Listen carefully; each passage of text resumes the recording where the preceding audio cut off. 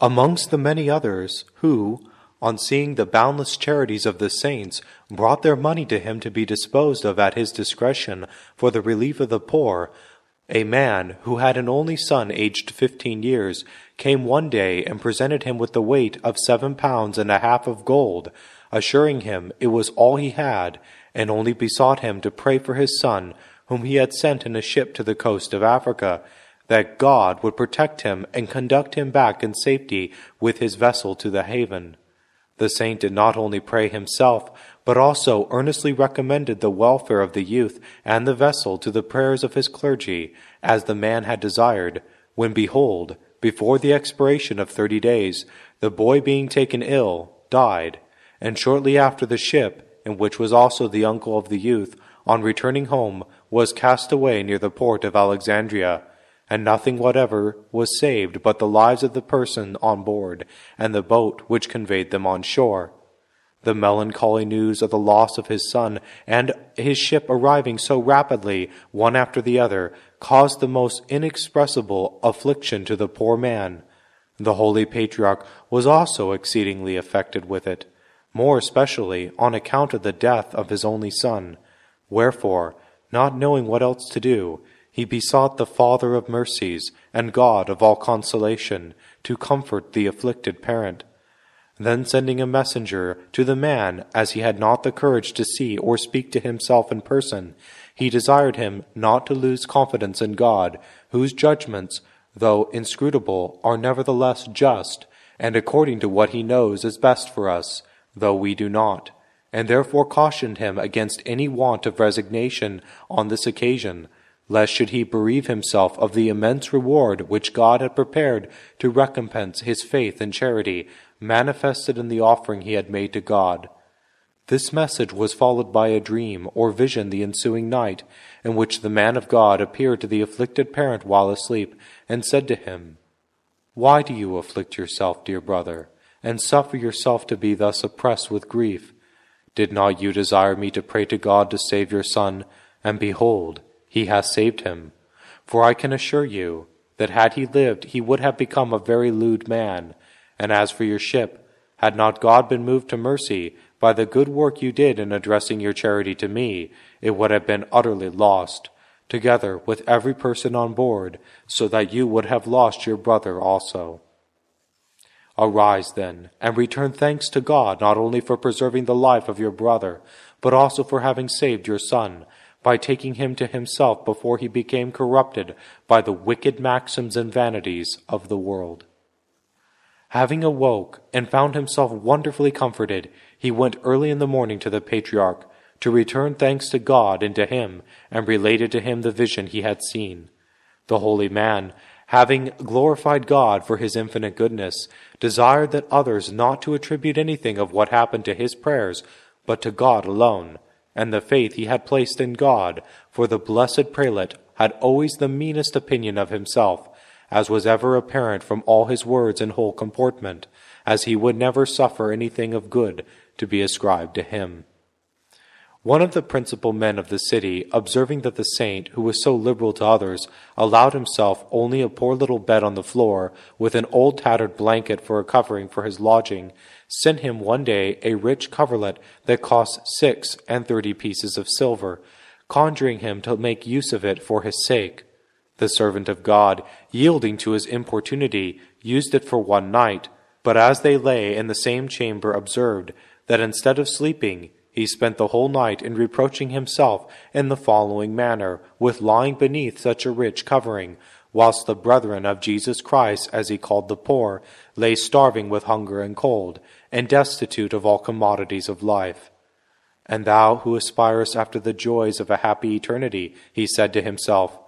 "thou who drinkest wine, eatest good fish, art well lodged, and like one of the children of this wicked world, art also warmly covered, and liest at ease under a coverlet that cost 36 pieces of silver, surely living in so unmortified a manner instead of expecting the joys of heaven hereafter,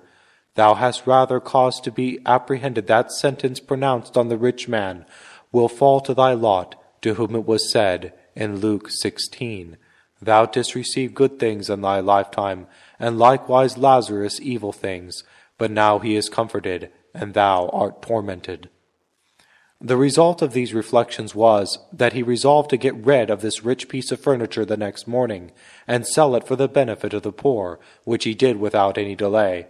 When the gentleman saw his present exposed for sale, he purchased it, and sent it to him again, entreating him to make use of it. He sold it a second time, and again, in like manner a third time, giving the price of it to the poor, and telling his friends with a pleasant countenance, "We shall now see which one of us shall be first wearied out." This gentleman being very rich, and one from whom the saint received many things, which he gave to the poor, upon these and similar occasions the saint used to say, it was no harm to get all he could from the rich for the service of the poor, since, by doing so, he served both the one and the other, the poor by relieving their wants, and the rich by affording them the occasion to purchase heaven by their alms. Amongst other exercises and lessons of charity which the saint inculcated to his people, we must not pass over his sentiments with regard to the manner in which masters ought to treat their servants. Attend to the manner in which he expressed himself one day on the subject to one who was cruel and inhuman to his slaves. "My son," said he, with the utmost meekness, "I understand that by the temptation of the enemy you are apt to treat your servants ill. Let me entreat of you, for the time to come, to stop till your passion is passed over before you offer to correct them. For God has given them to us in order that they may serve us, but not that we should beat and abuse them. Nay, perhaps he may give them more with a view of exercising our patience and supporting their faults and defects, than for any other service they can do. But tell me, sir, with what price could you buy any one of these less who has the honor to have been created, no less than yourself, after the image and likeness of God? For though you are his master, what have you either in body or soul that he has not?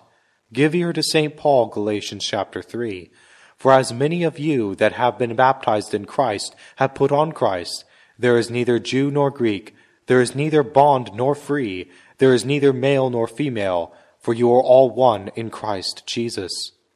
Jesus Christ, then, by taking upon himself the form of a servant, has taught us that we ought not to lift ourselves by pride over those whom he had made our servants. For as the prophet teaches us in Psalm 112, there is but one great Master and Lord of the universe, who is as the Lord our God, who dwelleth on high and looketh down on the low things, in heaven and in earth. He does not say on the high things, but on the low things.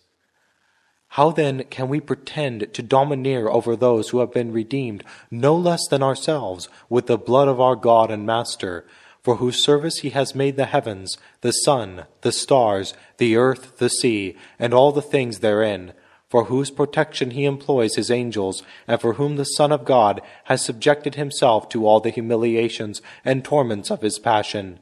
Can you, I say, sir, treat with contempt this man whom God treats with honor? Shall you strike him as you would a beast, or as if he were not of the same nature as yourself?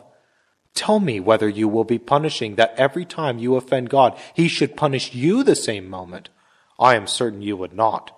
How then can you say daily to God, "Forgive us our trespasses as we forgive them that trespass against us"? Do you do as you would be done by? This charity, which the saint inculcated to others, he ever practiced himself without excepting his very enemies. Instead of being offended against those who had injured or wronged him, he, on the contrary, conferred on them great favors, that he might overcome evil with good. Nay, he even humbled himself sometimes to impenitent sinners by casting himself at their feet and begging their pardon, although the fault was wholly on their side, that by these means he might bring them to a reconciliation with God and his church. One day, a beggar having asked an alms of the holy patriarch, he ordered them that accompanied him to give him 10 pieces of brass. The man, who expected more, instead of thanks, returned him very abusive language and treated him in a most insolent manner. Those that were present, being moved to indignation, would have punished the wretch upon the spot, had not the saint severely reproved them, saying, "Let him finish what he has a mind to say. For why should not I, my brethren, suffer these small injuries from a poor man, I, who for these 60 years have been continually offending and injuring my God by my sins.